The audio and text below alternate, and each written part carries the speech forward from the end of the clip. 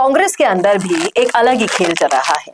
ना किसी को आगे बढ़ने दिया जाता है और कोई आगे बढ़े तो उसे किस तरीके से पीछे करना है, इन षड्यंत्रों का कोई अंत ही नहीं दिखाई दे रहा। जी हाँ, सही समझ रहे हैं आप। हरीश चौधरी को मध्य प्रदेश का प्रभारी बना दिया गया, लेकिन उन्हें देखते हुए, उनके स्ट्रैटेजीज को देखते हुए कहां वो ज्यादा काम करके रिजल्ट्स ला सकते हैं, राजनीतिक गलियारों में अब चर्चाएं चल पड़ी हैं कि हरीश चौधरी पर भी एक अलग ही खेल शुरू हो चुका है कांग्रेस में। क्या है इसके पीछे का पूरा षड्यंत्र और सच, सब कुछ आपको बताने वाले हैं डिटेल में इस वीडियो में, इसलिए बने रहेगा आखिर तक हमारे साथ। नमस्कार, मैं हूं चेतना शर्मा। आप देखना शुरू कर चुके हैं संवाद भारत का, भारत के लिए। और इस मुद्दे पर बातचीत करने के लिए मेरे साथ मौजूद हैं हमारे editor in chief Varun Bhansali ji. Varun sir, जिस तरीके से मध्य प्रदेश का प्रभारी बना दिया गया है हरीश चौधरी को, तो कहीं ना कहीं उन्होंने अपना काम तो वहां करना शुरू कर दिया है, जुबानी हमले बोलने शुरू कर दिए हैं नरेंद्र मोदी जी पे, लेकिन जब राजनीतिक चर्चाएं होती हैं, विश्लेषण होते हैं, तो उन पंडितों की माने तो हरीश चौधरी को मध्य प्रदेश का नहीं पंजाब का प्रभारी बनाना चाहिए था, वहां से वो ज्यादा रिजल्ट्स लेकर आते। क्या है आपकी राय? देखिए, पंजाब में उन्होंने काम किया है, पंजाब का उनको एक्सपीरियंस है, इस बात में कोई दो राय ही नहीं है। लेकिन वो काम कैसा किया, क्या रिजल्ट आया, पंजाब कैसे बिगड़ी, ये सब कुछ सर्वविदित है। तो पहली बात तो मैं सीधा सीधा ये कहना चाहता हूँ कि हरीश चौधरी सतीश पूनिया नहीं है कि चाहे उनको आप हरियाणा दे दो, चाहे उनको दिल्ली दे दो, वो हर जगह छाप छोड़ के आएंगे। और ना ही राहुल गांधी, नरेंद्र मोदी है जिसका टॉप लीडरशिप देखकर लोग आपकी तरफ आकर्षित होंगे। ना ही आपने पंजाब में रहते हुए क्या किया, आपने उन कलेशों को जो कांग्रेस में हो रहे थे, क्या उन कलेशों को ठीक किया? क्या नवजोत सिंह सिद्धू और कैप्टन अमरिंदर के बीच जो कलेश हो रहे थे वो ठीक किए? क्यों झाकड़ बीजेपी में आ गए? इन सब का कोई रीजन हरीश चौधरी के पास है नहीं। और हरीश चौधरी जो अपने बाड़मेर में क्रेडिबिलिटी नहीं ले पाए, सिवाय आरएलपी से किसको तोड़ लिया, क्या षड्यंत्र कर लिया, इसके अलावा खुद की क्रेडिबिलिटी क्या ले पाए। वो चाहे पंजाब चले जाए, चाहे मध्य प्रदेश चले जाए, कुछ नहीं होगा। और खासकर बात मध्य प्रदेश की करें तो कांग्रेस ने अपने पैर पे कुल्हाड़ी नहीं, कुल्हाड़ी पे पैर तो तभी मार दिया था जब ज्योतिरादित्य सिंधिया को वहां से हटाया था। दिग्विजय सिंह भले ही एक वक्त पे चीफ मिनिस्टर थे, लेकिन आज उनकी क्रेडिबिलिटी क्या है ये जग जाहिर है।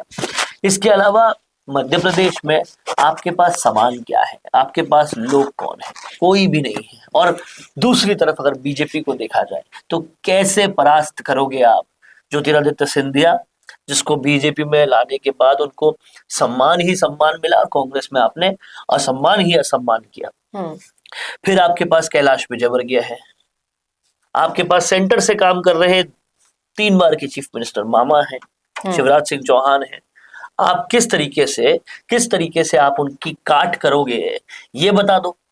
कोई रीजन ही नहीं है। तो ना तो वो मध्य प्रदेश में रिजल्ट दे पाएंगे और ना ही उनसे कोई उम्मीद की जा सकती है। एक देखिए, फेलियर के लिए एक चेहरा चाहिए।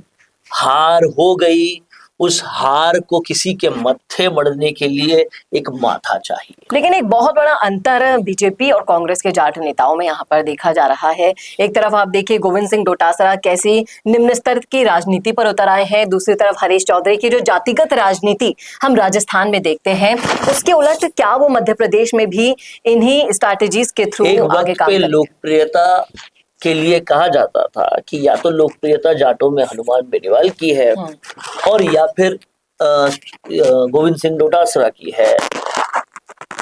और उसके बाद कांग्रेस ने निर्मल चौधरी जैसे और लोग भी अपने अंदर लिए। लेकिन उस लोकप्रियता को से आपने कांग्रेस को संवारा या बिगाड़ा? दूसरी तरफ कहा जाता था देखो सतीश पूनिया तो अपना आमेर बिहार गए, प्रदेश अध्यक्ष भी कोई खास नहीं रहे, इसलिए उनको हटा दिया, जाटों के साथ बीजेपी ने बुरा किया। अगर ये सोच सतीश पूनिया की भी होती तो क्या वो इतना बेहतर कर पाते? उनको पता था, उनको पार्टी पे ट्रस्ट था कि यहां से हटाया है, 3 साल पूरे करने के बाद हटाया है, कोई बेहतर जगह देंगे। दिया तो हरियाणा, 2 बार की एंटी इनकम्बेंसी के बावजूद हरियाणा जिता दिया। दिया तो दिल्ली, इतने साल बाद दिल्ली में राज लेकर आ गए। अब एक जाट आप देखिए सतीश पूनिया को, शांत स्वभाव है, दिमाग से तेज है, इलेक्शन मैनेजमेंट के मास्टर हैं। और एक जाट आप देखिए गोविंद सिंह डोटासरा को, विवादों में रहते हैं, उलझुल बोलते हैं, नाचने के अलावा कोई काम ढंग से करते नहीं है, पेपर लीक के आरोप हैं, कलाम कोचिंग में क्या कुछ हुआ, ऐसी बहुत सारी चीजें, नाती का बाड़ा बोलते हैं, जूते से मारूंगा, ये सब करूंगा। क्या भाषा शैली है, क्या करते हैं। तो क्या अब उनको ये समझ में नहीं आता कि इंदिरा को दादी बोल दिया तो उस पर किसी भी तरह से गतिरोध कर रहे हैं। अरे तुमने पूरे उम्र नेहरू को सबसे चाचा बुलवाया, वो देश के चाचा हो गए, और ये दादी नहीं हो सकती।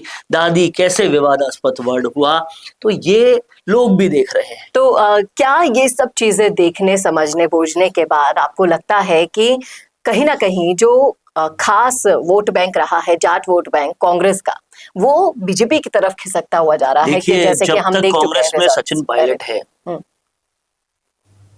और सचिन पायलट के जो अनुयायी हैं, मुकेश भाकर जैसे लोग, वो जब तक हैं तब तक एक क्रेडिबिलिटी, एक ट्रस्ट जुड़ा हुआ है।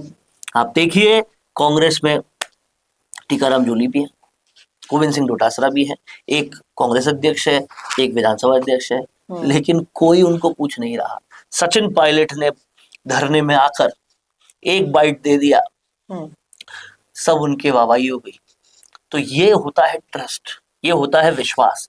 अब इनको ये समझ में नहीं आता कि ऐसी हरकतें करके विधानसभा में आप जनता का पैसा बर्बाद कर रहे हो, तो है ही, जनता का विश्वास भी अपनी तरफ खो रहे हो, ये भी है। तो ये सारी चीजें गोविंद सिंह डोटासरा को समझनी होगी, लेकिन अब लगता है जब तक समझेंगे तब तक कितना देर हो जाएगी, अब देर हो जाएगी, और इनकी राजनीति खत्म होने का अंत भी कहीं ना कहीं दिखाई दे रहा है, फिर चाहे से वो हरीश चौधरी हो या फिर गोविंद सिंह डोटासरा हो।